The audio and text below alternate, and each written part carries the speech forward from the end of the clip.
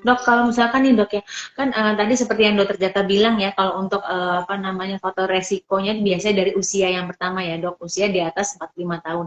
Seandainya nih dok, kalau misalkan apa namanya pasien atau orang laki-laki dia ngerokok tapi kurang dari 45 tahun, misalkan 30 tahun atau 35 tahun, tapi ada aktif ngerokok, terus ada terpapar terpapar polusi atau sebagainya yang condong untuk mengarah ke kanker paru, apakah bisa kita untuk screening dok, nggak harus di atas 45 tahun?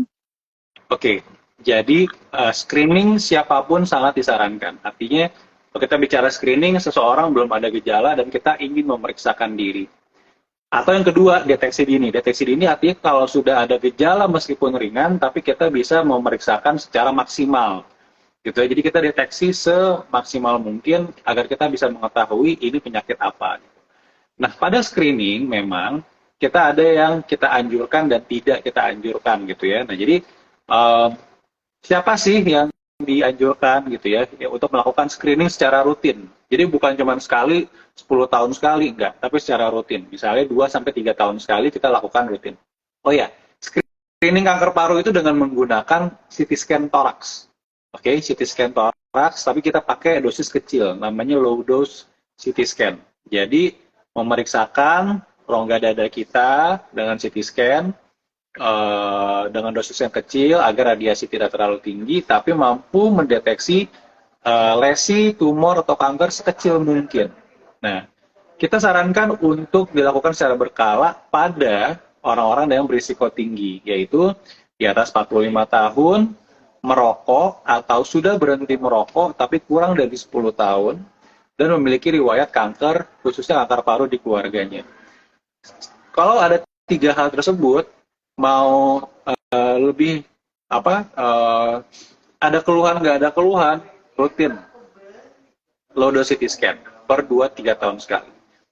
Kalau misalnya itu pertanyaannya, dok belum 45 tahun tapi ngerokok aktif ini, boleh nggak screening? Silakan lakukan low dose CT scan untuk tahu. Tapi nah satu kemungkinan sel kankernya belum ada, itu bisa saja. Jadi harus misalnya nanti diulang lagi dalam beberapa tahun ke depan gitu. Jadi hal tersebut silahkan, nggak ada yang salah, tetapi memang kita sangat anjurkan untuk kita lakukan lebih dini. Semisal, terus dok, misal aku udah CT scan, ternyata ketemu dok ada kayak jerawat kecil, ukurannya setengah mili gitu misalnya. Itu harus gimana dok gitu, kan di biopsi susah. Nah, kita bisa lakukan pemeriksaan ulang secara berkala. Semisal per 6 bulan sekali atau per tahun sekali. Tiba-tiba ukuran sel yang tadi nodulnya itu, kita sebutnya nodul ya, yaitu kayak tumor tapi ukurannya kecil, kurang dari 3 cm. Tiba-tiba dia membesar, maka sangat disarankan kita untuk lakukan biopsi. Atau bahkan langsung kita operasi, kita ambil area tersebut yang ada sel tumor atau nodul yang kecil itu, agar kita bisa tahu ini apa. Gitu. Ya memang menjadi kendala kadang di Indonesia itu banyak TB atau TBC. Yang kadang akhirnya banyak menimbulkan lesi-lesi seperti itu di paru. Apakah bekas pengobatan TBC, atau mungkin early TBC itu juga bisa gitu ya. Ada namanya tuberkuloma. Nah, jadi memang beda dengan di Eropa, di Amerika. Orang-orang Indonesia rata-rata tuh lesi-lesi kayak gitu banyak. Post-COVID kemarin juga kadang-kadang menimbulkan ada nodul. Sehingga pemeriksaan ini bisa kita lakukan berkala, dan ketika ada penambahan atau lesinya yang membesar, sangat disarankan untuk dilakukan biopsi atau pengambilan jaringan.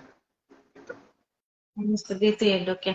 Terus dok, kalau misalkan ya dok, ada nih juga ada yang bertanya dok, kalau orang nih dok dengan dia merokok aktif, tapi dia masih 40 tahun, kurang dari 45 tahun, tapi dia suara parau dok, suara sudah parau, itu bisa nggak sih dok dengan suara parau itu kita curiga, oh itu jangan-jangan ada sesuatu nih, ada sel ada kanker nih di paru-paru atau di kanker lainnya, organ lainnya, bisa nggak sih dok seperti itu dok? Ya, jadi kalau sudah ada keluhan maka disarankan untuk berobat gitu. Nah, kalau kita bicara suara parau, sebenarnya kan itu adalah biasanya masalahnya pada saluran napas atas, ya khususnya di rongga, hidung, nasofaring, ya hingga laring.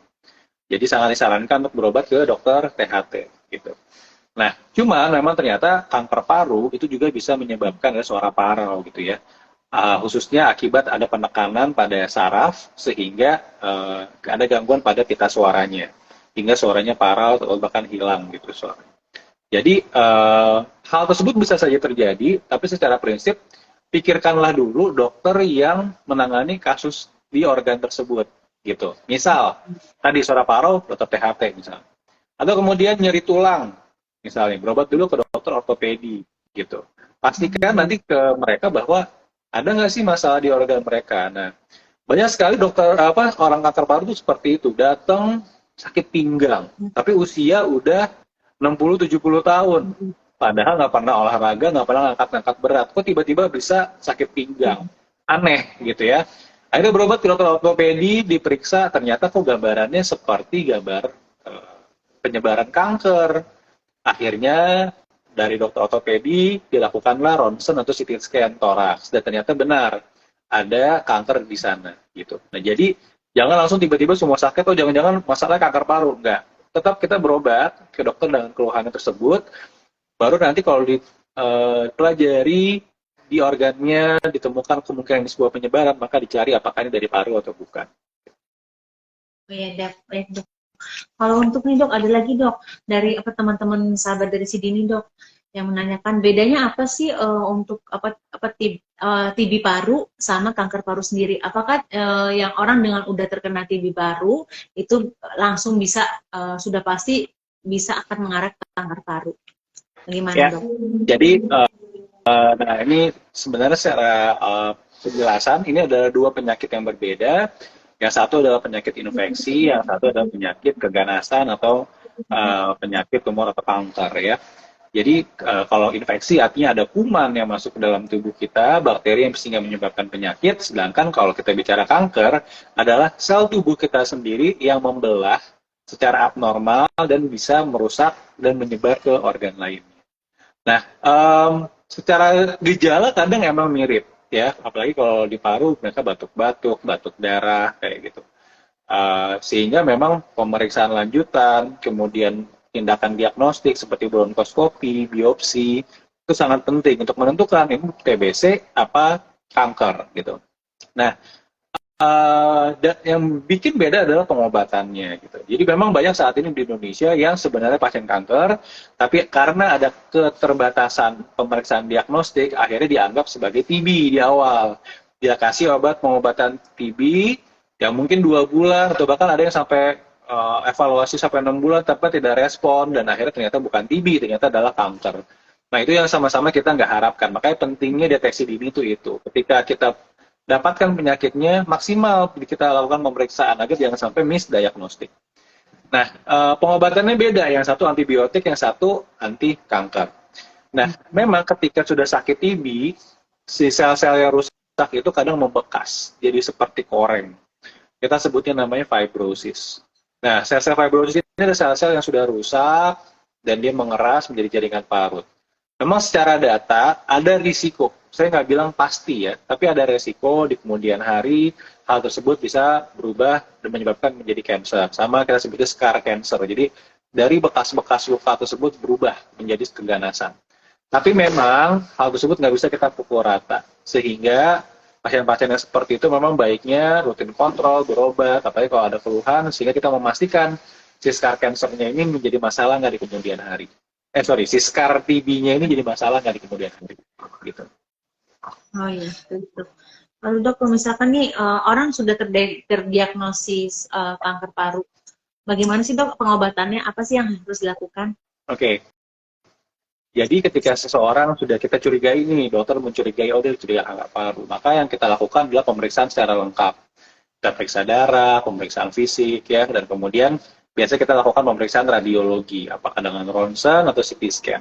Dan bila kita menemukan ada lesi yang kita curigai, itu ke arah tumor atau kanker, maka pemeriksaan lanjutannya adalah kita lakukan bronkoskopi. Jadi tindakan gold standar diagnostiknya adalah bronkoskopi, atau bisa juga misalnya kita kombinasi dengan tindakan biopsi dengan jarum. Jadi ditusukkan ke rongga paru, ya. Kemudian nanti kita ambil jaringannya, sampelnya, kemudian kita periksakan.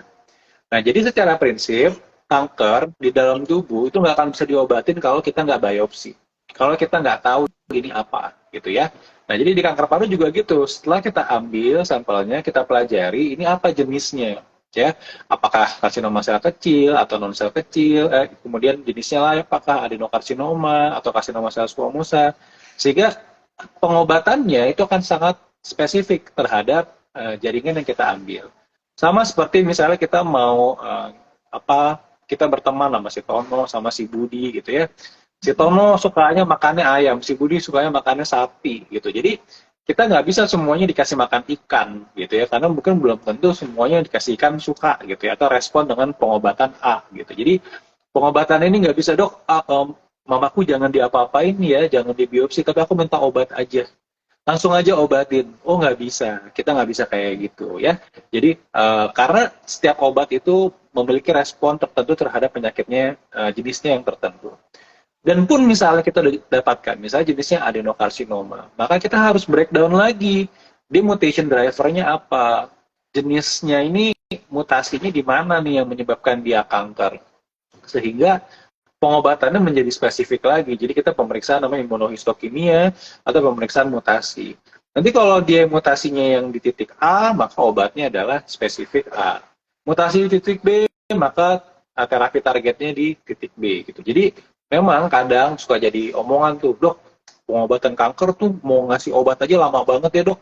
Nunggu ini, nunggu itu gitu ya. Kenapa? Ya memang karena kita bertujuan untuk memeriksakan hal ini karena pengobatannya akan beda-beda gitu. Jadi memang kita nanti biopsi, tunggu hasil, kemudian kita periksakan lagi imunohistokimia, kita periksakan lagi mutasinya gitu. Agar apa? Agar pengobatannya bisa sangat responsif pada pasien.